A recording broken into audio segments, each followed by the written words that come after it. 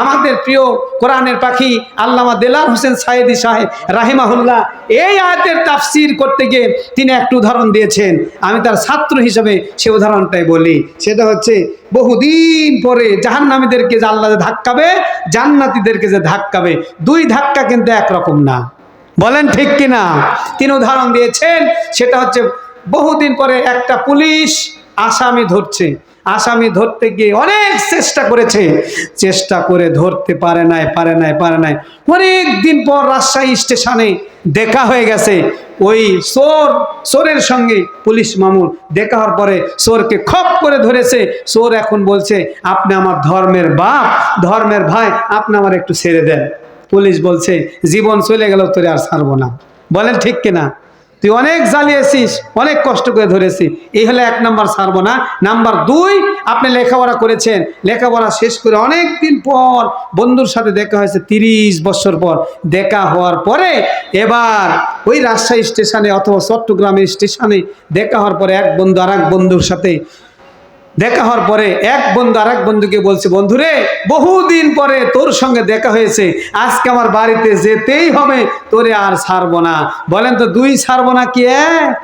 2 ছাড়বো না 1 হতে পারে না। তেমনি জান্নাতে যে আল্লাহ ধাক্কাইতে ধাক্কাইতে ঢুকাবে, জাহান্নামে যে ধাক্কাবে, 2 ধাক্কা কিন্তু 1 হতে পারে না।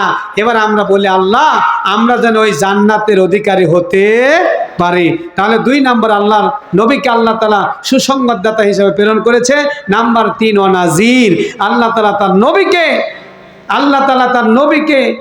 তার নবীকে সতর্ককারী হিসেবে প্রেরণ করেছেন। বলেন সুবহানাল্লাহ। আল্লাহ নবী এসে সতর্ক করলেন, খবরদার অন্যায় করবে না, অন্যায় করলে জাহান্নামে যেতে হবে। আমার প্রিয় ভাইয়েরা, এবার জান্নাতি বান্দারা জান্নাতে আছে, জান্নাতি নিয়ামত খায়, জান্নাতে বসবাস করে। এত সুন্দর জান্নাত পেয়ে তারা খুব আনন্দিত। জান্নাতে থাকতে থাকতে একদিন এক অবস্থায় তারা জান্নাতে আছে। ঠিক অ্যানিমেন্ট টাইম জান্নাতে থাকতে থাকতে জান্নাতি বান্দারা চিন্তা করে, জান্নাত এত সুন্দর। আল্লাহ তাআলা এবার ওই জান্নাতি বান্দাদেরকে জাহান্নাম দেখার একটু সুযোগ করে দিলেন, আর জাহান্নামী বান্দাদেরকে জান্নাতটা দেখার সুযোগ করে দিলেন। এই সুযোগে জান্নাতি বান্দারা জাহান্নামী বান্দাদেরকে দেখে যে কথাটা বলেছিল, রব্বুল আলামিন বলেন, ফি জান্নাত, জোরে সোরে বল আল্লাহু আকবার। ফি জান্নাতি ইয়াতাসাআলুন, ফি জান্নাতি ইয়াতাসাআলুনা আনিল মুজরিমিন মা সালাকাকুম ফি সাকার। এবার জান্নাতি বান্দারা বলছে, ওই যে জাহান্নামে দেখা যায়, এটা তো খুবই খারাপ জায়গা, এরা কেন এই জাহান্নামে? জান্নাতি বান্দারা জাহান্নামীদেরকে বলছে, ও জাহান্নামী বান্দারা, এই জাহান্নামে তোমরা কেন এলে? এই জাহান্নাম তো খুব খারাপ জায়গা। এই জাহান্নাম সম্পর্কে কি তোমাদের কাছে কোনো সংবাদ আসে নাই?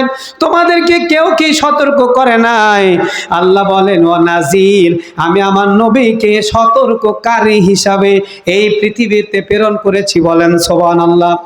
আল্লাহ নবী এসে বললেন, খারাপ কাজ করবে না, টেন্ডারবাজি করবে না, চুরি করবে না, ডাকাতি করবে না, মানুষের সম্পদ কেড়ে খাবে না, মানুষের কাছে অন্যায় করবে না, কোনো কাজ করবে না। যদি এগুলি করো তাহলে তোমাকে জাহান্নামে যেতে হবে। ফেসবুকে দেখলাম আজকে কিছু দুষ্কৃত লোক, বদমাইশ টাইপের, নিজের দলের দুর্নাম করার জন্য, বিশেষ করে বিএনপিকে ডুবানোর জন্য এক গ্রুপ, তারা বিএনপির নাম দিয়ে একটা গরু জবাই করে চুরি করে এনে লোকজনের মাঝে খাওয়াচ্ছে। জোরে বলেন ঠিক কিনা? এরা বিএনপির কখনো বন্ধু হতে পারে না। এরা চায় যাতে বিএনপি ধ্বংস হয়ে যায়। জোরে বলেন ঠিক কিনা?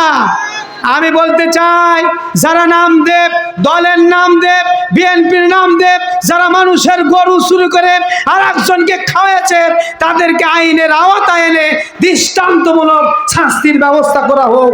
জোরে বলেন ঠিক কিনা? কাজে এরা বিএনপিকে ডুবাতে চায়। বলেন ঠিক কিনা?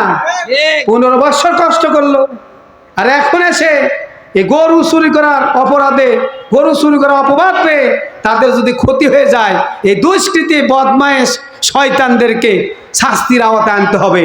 জোরে বলেন ঠিক কিনা? তাহলে আল্লাহ বললেন এই জাহান্নামবাসীদের সম্পর্কে, আল্লাহ তাআলা বললেন যে নবীকে আমি প্রেরণ করেছি নাজির নাসির, সতর্ককারী হিসাবে। আমার প্রিয় ভাইয়েরা, এবার রব্বুল আলামিন বলেন ওই জান্নাতীরা বলবে তোমরা কেন জাহান্নামে এলে? এই জাহান্নাম তো খুব খারাপ জায়গা। এবার তারা যে উত্তরটা দিয়েছিল আমি বলে দেবো 1 মিনিটের মধ্যে, সেটা হচ্ছে তারা বললো ক্বালু লাম নাকু মিনাল মুসাল্লিন। আর একবার বলেন আল্লাহু আকবার। তারা বলেছিল আমরা মুসল্লি ছিলাম না, আমরা নামাজি ছিলাম না, নামাজ না পড়ার কারণে আজকে আমরা জাহান্নামে এসেছি। ওই জাহান্নামীরা 4টা কারণে এই সূরাল মুদ্দাসিরে এখানে আল্লাহ তাআলা বলে দিয়েছেন 4টা কারণে তারা জাহান্নামে যাবে। নাম্বার 1 হলো তারা নামাজ আদায় করতো না। আমাদের দেশে এমন লোক আছে নামাজ পড়ে না, ক্রিটিসাইজ করে, বলেন ঠিক কিনা? বলে নামাজ না পড়তে পারে ঈমান ঠিক আছে, বলেন ঠিক না? ঠিক। ওই তাদের জন্য একটা ছন্দ বানিয়েছি, বলবো পড়ে না নামাজ কালাম, পড়ে না নামাজ কালাম, গাজায় মারে দম, রাখে না রমজানের রোজা, ইফতার খাওয়ার জম। ঠিক না ঠিক? বলেন। এই যে রমজান মাস সামনে, রমজান আসতেছে, রমজান মাসে মসজিদে এসে প্লেট নিয়ে বসবে, ইমাম বরাবর বসে হুজুরকে বারবার সিগন্যাল দেবে, হুজুর ইফতার করেন, ইফতার করেন। হুজুর বলে টাইম আছে তো, টাইম আছে, এখন ইফতার করা যাবে না। এবার বলছে ফতুয়া দিচ্ছে, ফতুয়া। হুজুর নেন তো, নিতে নিতে সময় হবে, আপনি শুরু করেন। আচ্ছা, তার বলা দেখে কি বোঝা যায় ও রোজা আছে? পড়ে না নামাজ কালাম, পড়ে না নামাজ কালাম, গাজায় মারে দম, রাখে না রমজানের রোজা, ইফতার খাওয়ার জম। এটা গেল 1। নাম্বার 2 হলো আর একটা গ্রুপ আছে, বাবার কাছে গেলে নামাজও লাগে না, রোজাও লাগে না, এরা হলো ভণ্ড। বলেন কি ভণ্ড? বলবো নবীজি মেরাজে গেল, নবীজি মেরাজে গেল, 90,000 কালাম পেল, 30,000 করলো জাহের, 60,000 গোপনে, পানের তলে মম জ্বালালে ঝড় বাতাসে নেভে না, ওরে বাবার হাতে মুড়ি ধরলে নামাজ রোজা লাগে না। আছে না নাই? একটু জোরে বলেন, আর একটু জোরে বলেন। ওরে মুর্শিদ চরণ অমূল্য ধন, মুর্শিদ চরণ অমূল্য ধন, সময় থাকতে চিনলাম না, লোহা রে বানাইলো কাঞ্চা সোনায় আমার। আরে দয়াল পরশমণি গো আমার, মুর্শিদ পরশমণি গো, লোহা রে বানাইলো কাঞ্চা সোনা। ওই যে রাজশাহী জেলার পুঠিয়া থানার অন্তর্গত বানেশ্বর ইউনিয়নে সবজিহাটে একটা জায়গা আছে, আছে না? সবজিহাটা, সবজিহাটা আব্দুল গাফফার ভাই, আব্দুল গাফফার ভাই টেইলার্স, দর্জি আব্দুল গাফফার ভাই ওখানে দর্জিগিরি করে। আমি একটা, আমার শ্বশুর একটা কালো জুব্বা দিয়েছে, বুঝলেন? এই হাই ফাই কালো জুব্বা ঠিক করতে গেছি, কলার ঠিক করার জন্য। সর্দির আবার মতুয়া বলে, মতু মানে আমার ঘাড় তো খাটো, আর ওই জুব্বার ঘাড় বড়। এই জুব্বা ঠিক করার জন্য গেছি, নিচে এখন ওই ডিজে মারছে। কি মারছে? DJ, DJ, DJ, DJ. একটু পরে দেখি শুরু হয়ে গেল। কি হলো? আমি বলছি ভাই আব্দুল গাফফার ভাই কি হচ্ছে এখানে?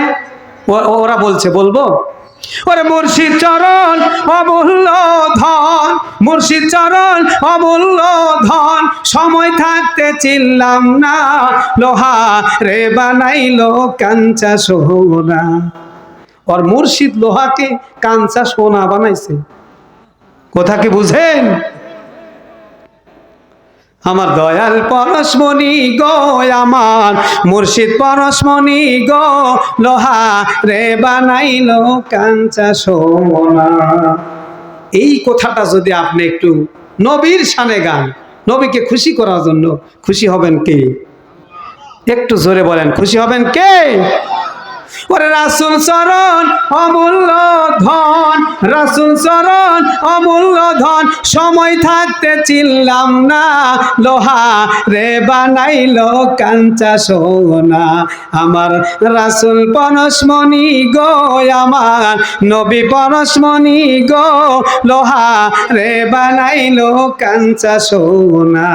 ও তোরা দেখলে ছবি পাগল হবি, দেখলে ছবি পাগল হবি, ঘরে থাকতে পারবি না, লোহা রে বানাইলো কাঞ্চা সোনা। তাহলে নবীকে দেখার ইচ্ছা আছে না নাই? জোরে বলেন, দেখার ইচ্ছা আছে না না? ওই নামে সুর ধরিয়া পাখি যায় গান করিয়া, চলবে চলবে? আরো জোরে বলেন, চলবে? ওই নামে সুর ধরিয়া পাখি যায় গান করিয়া, ওই নামে মজনু হলো মাওলায় আমার কাদের গনি। নবী মোর পরশমণি, নবী মোর সোনার খনি, আল্লাহ নাম ভাবে যে জন সেই তো দুজাহানের ধনী। লিল্লাহে তাকবীর, নারে তাকবীর। আল কোরআনের আলো ঘরে ঘরে জালো, নারে তাকবীর। তাহলে নবী হলেন সতর্ককারী, আল্লাহ নবী সতর্ক করেছেন। এবার ওই জাহান্নামে বান্দারা বলবেন 4টা কারণে আমরা জাহান্নামে এসেছি। নাম্বার 1, তারা বলেছে আমরা নামাজ আদায় করতাম না। রব্বুল আলামিন তাদের সম্পর্কে বলেছেন, তারা স্বীকার করে নিয়েছে। তারা বলল ক্বালু লাম নাকু বিনাল মুসাল্লিন, তারা বলেছিল আমরা নামাজ আদায় করতাম না। এবার আপনারা বলেন, ওই জান্নাতে যাওয়ার জন্য, জাহান্নাম থেকে বাঁচার জন্য নামাজ আদায় করা দরকার আছে না নাই? পড়বেন তো 5 ওয়াক্ত নামাজ ইনশাআল্লাহ? বলেন ইনশাআল্লাহ। আল্লাহ নবী বলেন, প্রিয় মায়েরা বোনেরা, মা বোনদের ব্যাপারে নবীজি বলেন, মা এবং বোনেরা 4টা কাজ যদি করে আল্লাহ খুশি হয়ে তাদেরকে জান্নাতের 8টি দরজা যে কোনো মুহূর্তে খুলে দিবেন। নাম্বার 1, স্বামীর খেদমত করা।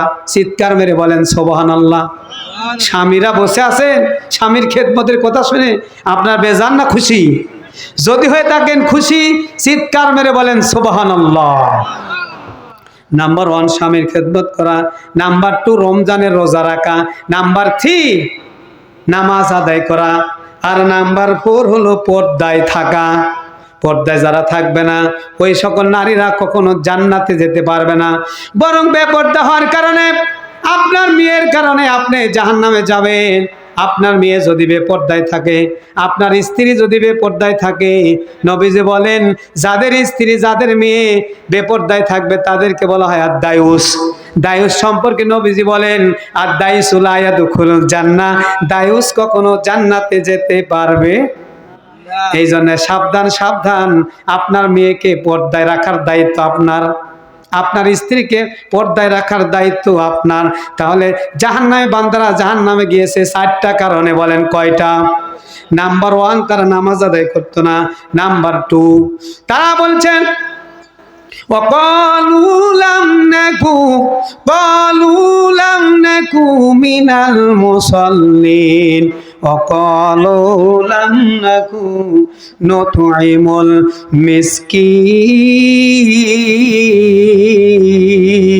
المسكين। এবার তারা বলছে আমরা মিসকিনদের সম্পদটা তাদের মুখ থেকে কেড়ে নিতাম, গরিব অসহায় যারা মানুষ ছিল তাদেরকে খাবার দিতাম না। নাম্বার 3 হলো তারা বলেছে ওয়াকুন্না নাখুদু মাআল খায়দিন,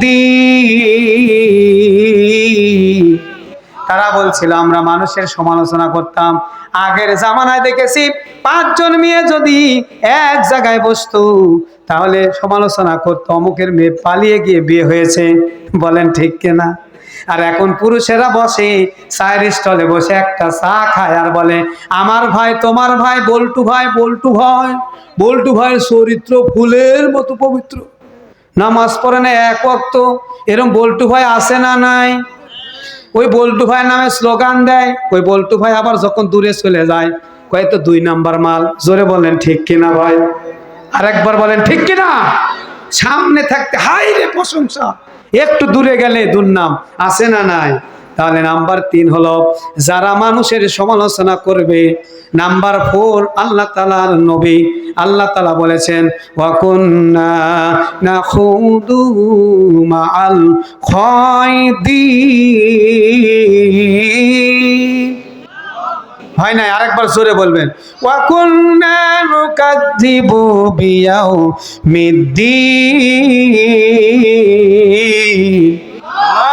তারা বলবে আমরা কিয়ামত দিবসকে অস্বীকার করতাম, কিয়ামত দিবসকে অস্বীকার করেছে, কিয়ামত নাই, বিচার নাই, কিছুই নাই।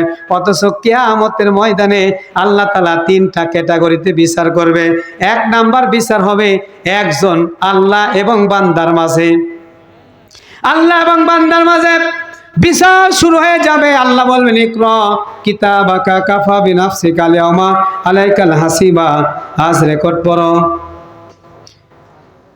আজকে তোমার রেকর্ড পড়ো, তোমার হিসাব দেওয়ার জন্য তুমি যথেষ্ট। লিল্লাহি তাকবীর, নারে তাকবীর। বিশেষ অতিথির আগমন, শুভেচ্ছায় স্বাগতম। আব্দুর রাজ্জাক দুলাল ভাইয়ের আগমন, নারে তাকবীর। এবার আমার প্রিয় ভাইরা, তাহলে 3টা ক্যাটাগরিতে বিচার শুরু হবে। 1 নাম্বার আল্লাহ এবং বান্দার মাঝে, 2 নাম্বার সকল মানুষের মাঝে হিসাব নিকাশ শুরু হয়ে যাবে। এমন সময় আমার প্রিয় ভাইরা, আমার বাপজানেরা, এই জন্য সে সময় আল্লাহ 5টা প্রশ্ন করবে। নাম্বার 1 তোমার জীবনকালের হিসাব দাও। নাম্বার 2 তোমার যৌবনকালের হিসাব দাও। নাম্বার 3 তুমি কিভাবে টাকা রোজগার করেছো হিসাব দাও। নাম্বার 4 কোন পথে টাকা ব্যয় করেছো হিসাব দাও। নাম্বার 5 হলো কতটুকু এলেম অর্জন করেছো, ওই এলেম অনুযায়ী কেমন আমল করেছো হিসাব দিয়ে তুমি জান্নাতে যাবে নাকি জাহান্নামে যাবে তুমি যাও। বলেন তো, হিসাব দেওয়ার বুদ্ধি আছে? বুদ্ধি আছে? কোনো বুদ্ধি নাই। বুদ্ধি থেকে বাঁচার জন্য আমাদেরকে তাহলে আমাদের কাজ করতে হবে আল্লাহকে খুশি করার জন্য। তাহলে 3 নাম্বার নবীর বৈশিষ্ট্য হলো তিনি নাজির, তিনি সতর্ককারী। আল্লাহ নবী এসে মানুষকে সতর্ক করলেন, জান্নাতের কথা বললেন, জাহান্নামের কথা বললেন। নাম্বার 4 তিনি হলেন দাঈল আল্লাহ, তিনি এসে ইসলামের দাওয়াত দিলেন। তিনি দাওয়াত দিলেন, তিনি মেয়েদের সম্মান, নারীদের সম্মান বৃদ্ধি করে দিলেন। মেয়েকে তিনি 3টা পর্যায়ে সম্মান দিলেন।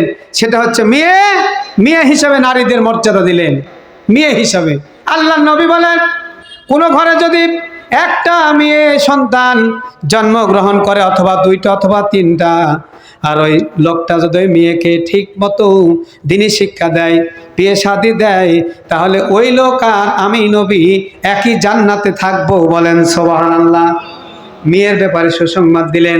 স্ত্রীর ব্যাপারে নবীজি বলেন ওই স্বামী সর্বোত্তম, ওই স্বামী সর্বোত্তম যে তার স্ত্রীর কাছে উত্তম।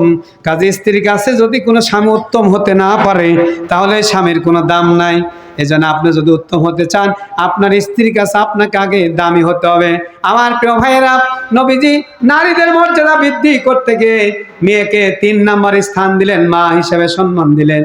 মেয়েকে মা হিসাবে সম্মান দিলেন এবং নারীদেরকে বললেন মা হচ্ছে পৃথিবীর বুকে সবচাইতে শ্রেষ্ঠ বড় নিয়ামত। জোরে বলেন সুবহানাল্লাহ। ও যুবকেরা শোনো, আল্লাহ নবী বললেন মাকে ভুলে গেও না, বরং মায়ের পায়ের নিচে তোমাদের জান্নাত অপেক্ষা করতেছে। জোরে বলেন আল্লাহু আকবার। আমাদের পুরুষের পায়ের নিচে জুতা আর মায়ের পায়ের নিচে জান্নাত। জোরে বলেন সুবহানাল্লাহ। আমার প্রিয় ভাইরা, এজন্য একটা মায়ের কথা আপনাদেরকে বলবো, সেটা হচ্ছে মায়ের সাথে কখনো খারাপ ব্যবহার করবেন না। আমি তো শুরুতে বলেছি আমি এমন কোনো ওয়াজ করব না যে ওয়াজ করার কারণে আপনারা বিরক্ত হন। আর আমি আজকে নিয়াত করে এসেছি শুধু ওয়াজই হবে, কিন্তু প্রসঙ্গগত কারণে কিছু কথা বলাই লাগবে। সেটা হচ্ছে যে আমাদের বাংলাদেশে একজন আলেম আর একজন আলেমের বিরুদ্ধে লেগে গেছে। বলেন ঠিক কিনা? জোরে বলেন ঠিক কিনা? এই মাওলানা মিজানুর রহমান আজহারি যখন হাজার হাজার লক্ষ লক্ষ যুবককে সঙ্গে নিয়ে তাফসির মাহফিল করছে, তখন এক প্রকার ভণ্ড তারা মিজানুর রহমান আজহারীর বিরুদ্ধে ফতোয়া দেওয়া শুরু করেছে। জোরে বলেন ঠিক কিনা? এক বদমায়েশ ভণ্ড মাজার পূজারী, ও বলেছে, নাম হলো সাদিকুর রহমান, সে বলেছে যদি মিজানুর রহমান আজহারীর মাথাকে 3টা খণ্ড করে এনে দিতে পারো তাহলে 10 লক্ষ টাকা পুরস্কার দেব। জোরে বলেন নাউজুবিল্লাহ। তোমার টাকার গরম এত বেশি, মানুষের অসহায় মানুষের টাকাগুলি মেরে খেয়েছ, আর একজন আলেমের মাথা কাটার জন্য তুমি 10 লক্ষ টাকা ঘোষণা দাও। তুমি তো এটা করতে পারো নাই। শীতকালে কত মানুষ অসহায় হয়ে বসে আছে স্টেশনে। জোরে বলেন ঠিক কিনা? ওই 10 লক্ষ টাকা নিয়ে চেয়ারম্যান সাহেবের মতো কম্বল কিনে নিয়ে তুমি গরিব মানুষের কাছে দাও, গরিব মানুষ দোয়া করবে, তোমার পীরগিরি আরো বাড়বে। জোরে বলেন ঠিক কিনা? তুমি সেটা না করে বলছো মিজানুর রহমান আজহারীর মাথা কাটলে 10 লক্ষ টাকা দেব। কত টাকার মালিক চিন্তা করেন। আমি বর্তমান প্রধান উপদেষ্টার কাছে আজকে তাফসির মাহফিল থেকে জানাতে চাই, আপনি সচেতন মানুষ, শিক্ষিত মানুষ, আপনি এই বদমায়েশ সাদিকুর রহমানকে বিচারের আওতায় আনেন। এর টাকা কত, দুদকে নিয়েছে, কত টাকার মালিক হয়েছে, এর দেখা দরকার। জোরে বলেন ঠিক কিনা? একজন আলেমকে মারার জন্য 10 লক্ষ টাকা যে ঘোষণা করতে পারে, 10 লক্ষ টাকা পুরস্কার ঘোষণা করতে পারে, সে মানুষ খুন করবে কত তার ঠিক নাই। জোরে বলেন ঠিক কিনা? একজন আলেম হয়ে আর একজন আলেমকে মারার জন্য 10 লক্ষ টাকা তুমি ঘোষণা করেছো। তোমার কাছে তো মানুষের জান মালের কোনো নিরাপত্তা নাই। তোমার মুরিদকে কখন তুমি হত্যা করবে তারও ঠিক নাই। জোরে বলেন ঠিক কিনা? এটাই চলতেছে প্রিয় ভাইয়ের আমার। শুধু তাই নয়, আজহারীর মাহফিল নিয়ে বর্তমান রাজনীতি শুরু হয়ে গেছে। কিছু রাজনীতিবিদ এই বিএনপিকে নষ্ট করার জন্য কিছু বেয়াদব কোয়ালিটির কিছু লোক তারা ক্ষমতার আসনে বসে নষ্ট করতেছে। তার মধ্যে একজন হচ্ছে শামসুজ্জামান দুদু, সে বলেছে আজহারী মাসারি, নাউজুবিল্লাহ। একজন আলেমের নাম নিয়ে কটূক্তি করার কারণে আমি বলতে চাই, তুমি তো সাধারণত দুদু। একজন আলেমকে কটূক্তি করার কারণে বিগত দিনে তোমরা দেখেছো ক্ষমতাসীন তারা ক্ষমতার চেয়ারে বসে থাকতে পারে নাই মুসলমান। জোরে বলেন ঠিক কিনা? তুমি একজন আলেমকে নিয়ে কটূক্তি করো, যে আল্লাহর নবী বলেছেন আলেমরা হচ্ছে আল-উলামা ওয়ারাসাতুল আম্বিয়া, আলেমরা হচ্ছে নবীদের ওয়ারিস, আলেমরা হচ্ছে নবীদের ওয়ারিস। কাজে তুমি সে আলেমকে আজহারী মাঝহারী বলার কারণে আল্লাহর লানত তোমার উপরে আসবে, এটাই নিশ্চিত। জোরে বলেন ঠিক কিনা? কাজে জাতিকে সাবধান করতে চাই, খবরদার কোন আলেমকে নিয়ে কখনো বেয়াদবি করবেন না।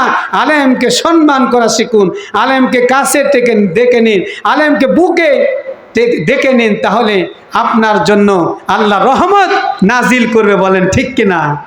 বিগত জীবনে আপনারা দেখেছেন যারা আলেমকে বেশি ভালোবাসে তাদের মর্যাদা কম না বেশি? অনেক বেশি। এজন্য আলেমকে ভালোবাসতে চায়, আলেমদের সাথে থাকতে চায়। এই জন্য নবীজি 3টা পর্যায়ে নারীদের মর্যাদা বৃদ্ধি করলেন।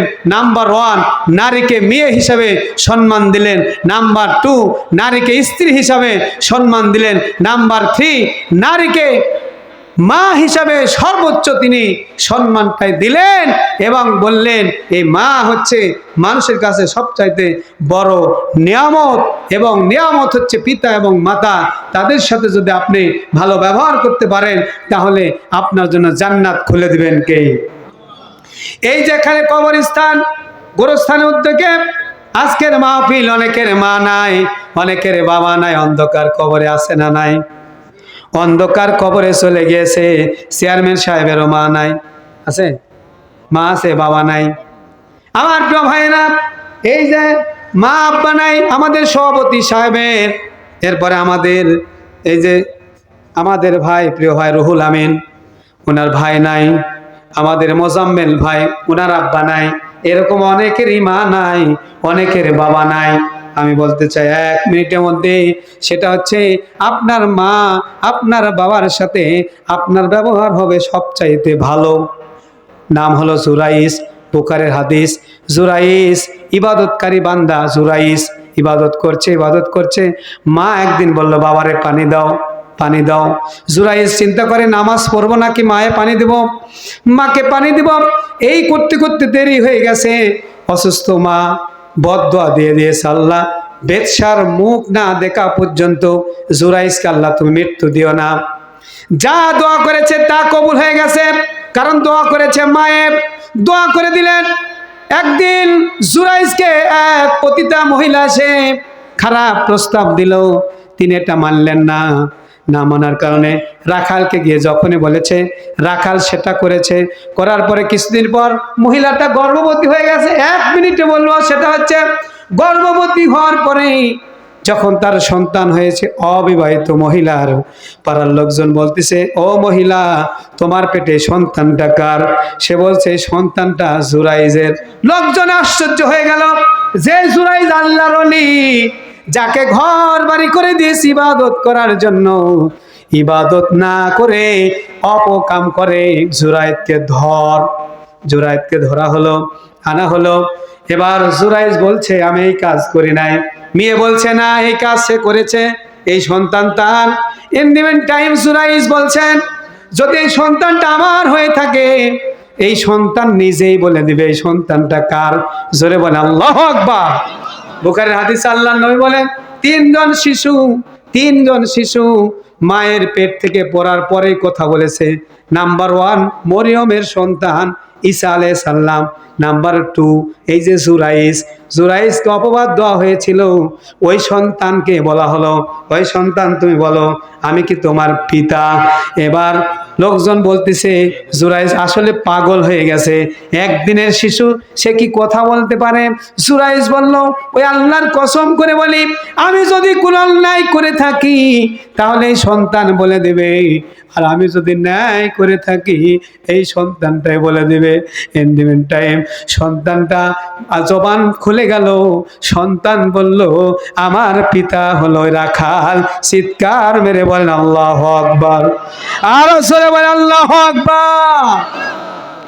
মায়ের সঙ্গে শুধুমাত্র মাকে পানি দিতে দেরি হওয়ার কারণে এত বড় শাস্তি আল্লাহ দিয়েছেন। এই হাদিসের কথা শেষ করে দিই, সেটা হচ্ছে 3 নাম্বার সন্তান হলো বনি ইসরাইলের সন্তান। ছোট্ট মা ছোট্ট সন্তানকে কোলে নিয়ে বসে আছে। 2 জন ব্যক্তি যাচ্ছে, একজন সুদর্শন পুরুষকে দেখে মা বলল, আল্লাহ এই পুরুষের মতো আমার সন্তানকে বানাও। ওই সন্তান কোল থেকে উঠে সঙ্গে সঙ্গে বলল, মা এই ভুলটা করো না। একদিনের শিশু কথা বলছে মা এই ভুল করো না, ওই মানুষের মতো আমার চেহারা বানিও না, বানানোর জন্য তুমি দোয়া করো না, কারণ তোমার দোয়া কবুল করবে কে? তোমার দোয়া আল্লাহ কবুল করবে। কাজে ওই দোয়া আমি চাই না, কারণ ওই লোকটা জানেন একটু বলে দেখে গেল একজন দাসীকে মারতে আনা হচ্ছে। মহিলাটা বললেন, আল্লাহ আমার মেয়েকে দাসীর মতো করো না। এবার মেয়ের জবান ফুটে গেল, একদিনের শিশু কথা বলছে, মা ভুল করো না, আল্লাহ যেন ওই দাসীর মতোই আমাকে বানা দেয়। তার কারণ হলো ওই দাসীটা মাজলুম, আর মাজলুম হলো জান্নাতি। জোরে বলেন সুবহানাল্লাহ। মনে রাখবেন 3 প্রকার মানুষের দোয়া আল্লাহ ফিরে দেন না। নাম্বার 1 হলো মাজলুম। ওই আল্লামা দেলাওয়ার হোসেন সায়েদী মাজলুম অবস্থায় দোয়া করেছিল, আল্লাহ এই সরকারের পরিবর্তন করে দাও। মুহূর্তের মধ্যে ছাত্র আন্দোলনের সঙ্গে সঙ্গে সরকার পরিবর্তন হয়ে গেছে।